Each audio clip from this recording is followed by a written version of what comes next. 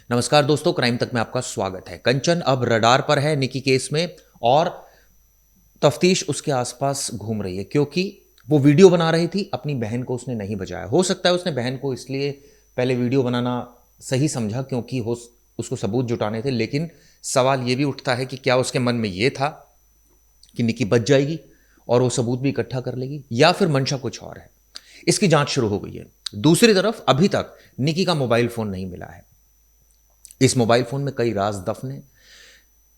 दहेज से लेकर क्या क्या मैसेज एक्सचेंज हुए हैं, कब कब मांग की गई, हो सकता है कि इसमें काफी सबूत हो। लेकिन वो गायब क्यों है और गायब करने का फायदा किसको पहुंच सकता है? जाहिर तौर पर इससे आरोपी को फायदा मिल सकता है, लेकिन आरोपी क्यों गायब करेगा या आरोपी की क्या कोई मदद कर रहा है, इसके ऊपर अब इन्वेस्टिगेशन शुरू हो गई है। वहीं दूसरी तरफ 4 आरोपी पहले ही गिरफ्तार हो चुके हैं, लेकिन जिस तरह से कंचन ने बयान दिया, उसने कहा कि विपिन ने ज्वलनशील पदार्थ कंचन निकी के ऊपर फेंक दिया, लेकिन सच्चाई ये अभी तक सामने आई है कि दरअसल मौके पर विपिन और उसके पिता तो बाहर थे, घर के अंदर नहीं थे। घर में तो सास थी।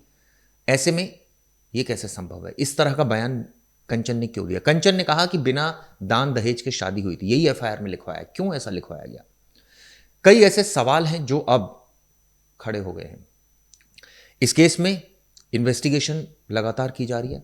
एक पक्ष ये है जो मैं आपको बता रहा हूं, लेकिन क्या वाकई ऐसा भी हो सकता है कि केस पलट जाए और सीधा सीधा जैसे हमने शुरुआत में वीडियो बनाया केस वैसा ही रहे कि इंस्टाग्राम रील, अफेयर और टोका टाकी को लेकर, दहेज को लेकर बहुत ज़्यादा परेशान थी निकी, इस वजह से उसने परेशान होकर एक कदम उठाया और जैसा दिख रहा है कि कंचन ने उसकी वीडियो बनाई और उसके बाद वो खुद बेहोश हो गई और फिर एफआईआर हो गई, वो उसकी डेथ हो गई निकी की। जैसा दिख रहा है क्या वैसा ही है केस या इसके पीछे कुछ और साजिश है? 2 एंगल से नोएडा पुलिस ने इन्वेस्टिगेशन शुरू कर दी है क्योंकि इस मामले में कई सवाल अभी भी बरकरार है। सबसे अहम सबूत है मोबाइल फोन। आखिर वो कहां चला गया? इसी को लेकर तफ्तीश लगातार आगे चल रही है। दूसरी तरफ एक बयान सामने आया जिसमें निकी ने कहा कि हादसा हुआ, मौके से थिनर और लाइटर मिलते हैं। इसके बाद एक बयान ये सामने आया कि उसका मर्डर हो गया।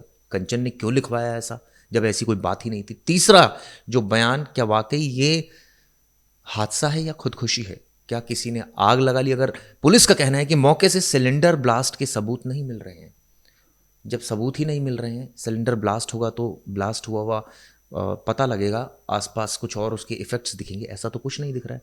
तो बहुत ज़्यादा प्रोबेबिलिटी, अब आशंका इस बात की हो गई है कि शायद उसने खुदकुशी की हो।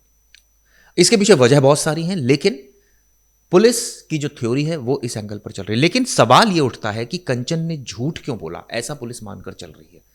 क्या वो किसी को बचाने की कोशिश कर रही है? क्या इसके पीछे वजह, ये अब पुलिस तफ्तीश कर रही है क्योंकि कई सारे सवाल खड़े हो गए हैं। खासकर कंचन के बयान ने शुरुआत में पुलिस को उलझाया और जिस तरह से निकी का बयान आया उसने तो पूरी तरह से इस केस को उलझा कर रख दिया। सवाल ये उठा कि क्या वाकई ये हादसा है, खुदकुशी है या मर्डर है? इसको लेकर अब बहस शुरू हो गई। लेकिन जिस तरह से ये केस लगातार आगे बढ़ रहा है, अब जल्दी इस मामले में कुछ खुलासा नोएडा पुलिस करेगी। क्या ये कहा जा सकता है कि शुरुआत में जल्दबाजी की गई मुकदमा दर्ज करने के लिए? ये भी एक बात निकलकर सामने आ रही है। सोशल मीडिया पर इस तरह की तमाम बातें लोग डिस्कस कर रहे हैं। खैर, तमाम पहलुओं पर हमारी नजर रहेगी। जाते जाते जो परिवार की क्या कहना है इस बारे में वो सुनिए और आपका क्या एनालिसिस है बताइएगा। तो धन्यवाद। निक्की का मोबाइल कहाँ पे है और मोबाइल में क्या ऐसी विशेष है जिससे जांच सामने सही हो सकती है? निक्की का फ़ोन मुझे नहीं पता कहाँ पे है क्योंकि मैं बेहोश हो गई थी। थोड़ा तेज बोलो। मुझे नहीं पता निक्की का फ़ोन कहाँ पर है क्योंकि मैं बेहोश हो गई थी।